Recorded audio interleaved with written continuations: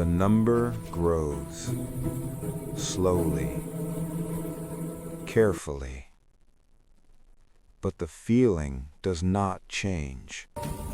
You look at what you saved, and nothing settles.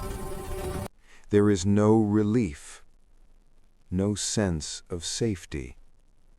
Just the quiet thought that one ordinary problem could erase it. You don't panic. You don't complain.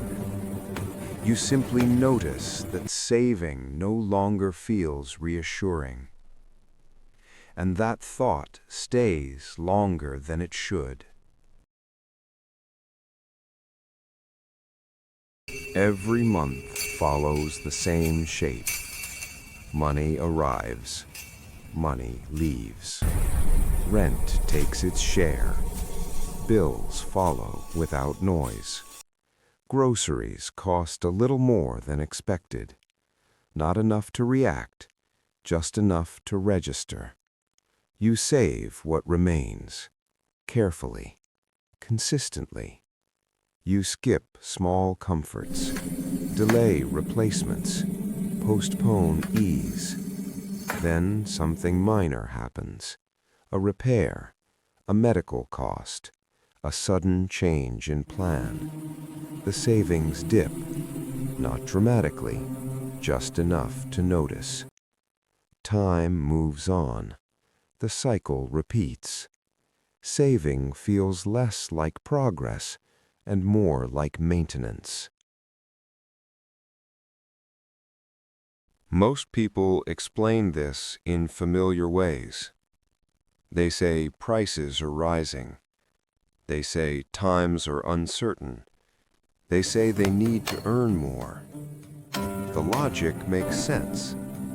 If saving feels weak, the answer must be more income. So effort increases. Hours stretch. Pressure becomes normal. Discipline feels like the solution. And for a while, this explanation holds. It sounds practical, responsible. It does not feel wrong. But something else changed quietly. Saving used to buy time. Now it buys exposure. Costs no longer wait. They move continuously, month after month, year after year. Savings grow in steps. Expenses grow without pause. The gap widens slowly. What matters now is not how carefully you save, but how exposed you remain to systems that keep moving. Money stored stands still.